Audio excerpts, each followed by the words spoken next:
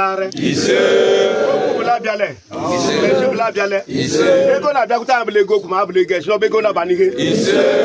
Ai batara lo gore motoruru lele luro.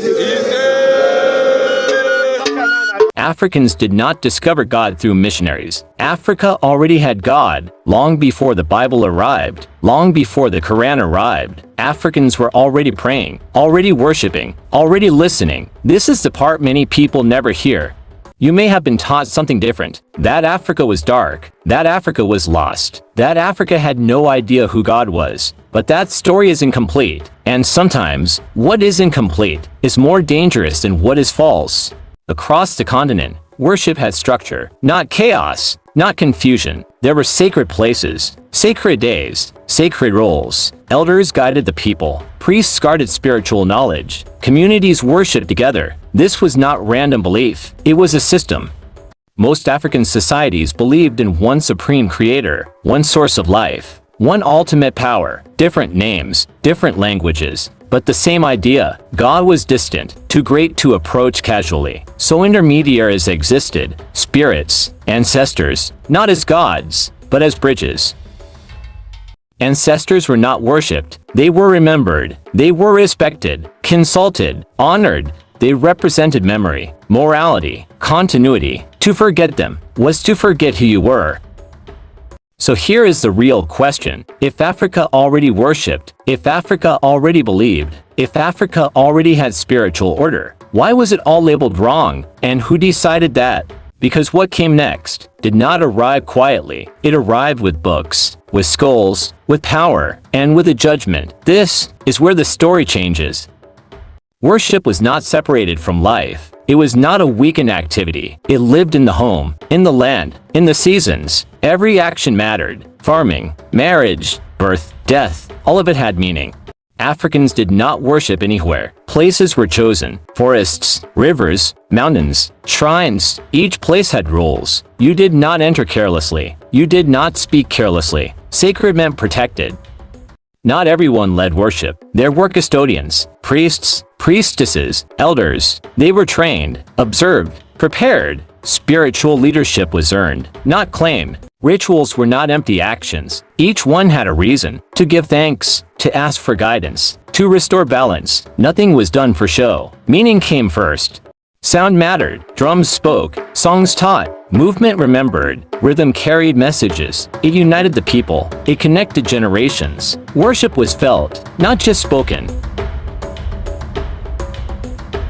African spirituality had law. Right and wrong existed. Truth mattered. Respect mattered. Community mattered. Breaking moral law had consequences, not just spiritually, socially, culturally. Worship was never alone. It was shared. One person's actions affected everyone. Belief was collective. Identity was communal.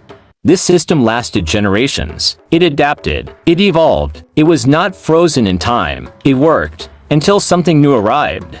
Strangers arrived, not like traders, not like neighbors. They carried books. They carried rules. They carried judgment. Their faces were calm, but their intentions were strong. Africa noticed. Quietly, they built skulls, wooden desks, blackboards, children seated in rows. Learning was structured, but so was discipline. Books replaced stories. Prayers replaced songs. The old ways were questioned.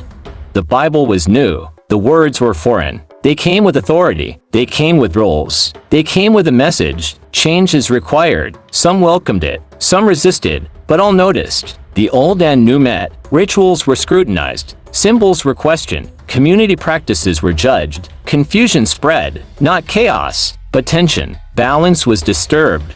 A child wondered, "Why must we change?" An elder whispered, "The old ways still hold." Families split quietly. Some embraced the new. Others stayed behind. Questions remained. Not all surrendered. Communities adapted quietly. Practices survived under new names. Songs changed slightly. Drums still spoke. Faith was not erased. It was hidden. It endured. Change had arrived. Slowly, surely, Africa's spirituality shifted. But it did not disappear. New beliefs joined the old. Stories intertwined. Life continued. The rhythm remained. If this story matters to you, like the video. It helps this history reach more people. And if you want more documentaries like this, subscribe. Change did not stop at belief. It entered classrooms. Books replaced stories. Chalk replaced elders. Lessons were structured. Time was controlled. Children learned new words, new histories, new ways to see the world. Language changed everything. Prayers were no longer spoken in the mother tongue. Songs sounded different. Names were rewritten. Local languages faded in schools. Foreign languages became power. To speak well was to advance. Religion came with rules. What was right? What was wrong? What was forbidden? Old practices were called sinful. Sacred dances became shameful. Traditional roles were questioned. Order was introduced, but freedom narrowed.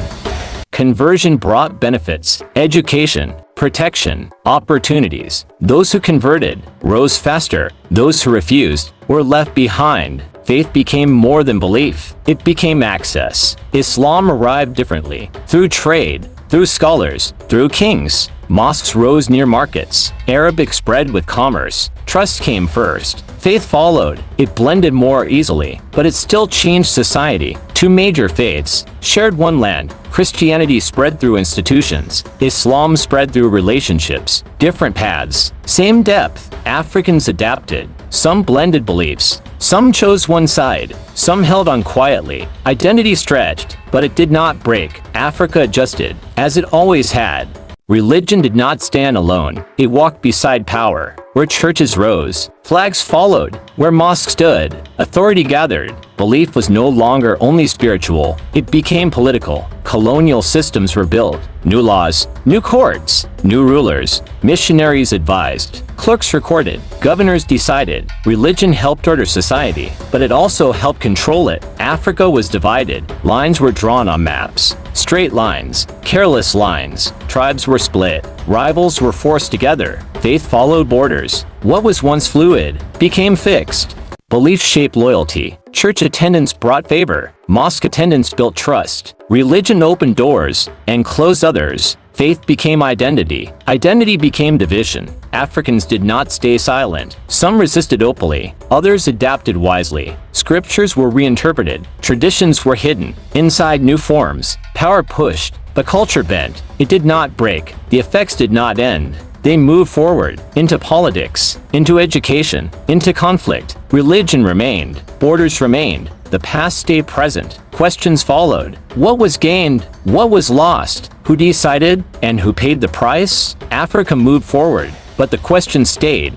Independence came. Flags rose. Leaders spoke. Africa celebrated. Hope was strong. New nations were born. Old borders remained. Old divisions stayed. Schools expanded. Churches and mosques grew. Children learned new ways. Faith mixed with modern life. Old traditions remained quietly. Knowledge was power. Belief shaped identity. Politics used faith. Leaders sought support. Communities followed. Religion became a tool, but also a shield. It could unite. It could divide. Africans adapted. Some blended Christianity and Islam. Some kept traditional rituals. Identity became flexible. Faith became personal. The past lived quietly inside the present. Urban life changed things. Markets, schools, and cities shifted communities. Young people balanced tradition with modern life. Questions remained. How much to keep? How much to change? The past was never gone. It shaped education, politics, and faith. Stories were passed quietly. Values endured. Africa's identity was complex, resilient, and finished. The future is not certain. Belief continues. Borders remain. Identity keeps evolving. Africa learns from the past, moves forward with it. Questions remain, but hope does too. Africa remembers. Stories of faith, stories of change, old rituals, new schools, churches and mosques. The past is present. It lives in every village, in every city. Belief is personal now. Some blend Christianity and Islam. Some keep tradition quietly. Identity is flexible. Faith is private. Culture survives inside modern life. Schools continue to teach. Children learn about history and religion. Faith shapes values. Knowledge shapes opportunity. The old ways are remembered, but adapted. Cities grow. Communities change. Young people navigate past and present. Modern life tests tradition. Questions remain. What to keep? What to change? Faith still guides. Some follow old paths. Some follow new paths. Some blend both. The past is not forgotten. It shapes identity and choice. Africa moves forward. Identity evolves. Faith continues, borders remain, culture adapts, questions remain, hope remains, the story continues. If you are still here, thank you. You didn't just watch a video. You listened. You reflected. That means this history matters to you. If you believe these stories deserve to be told, like the video, and subscribe to support this work. More documentaries are coming. Thank you for staying till the end.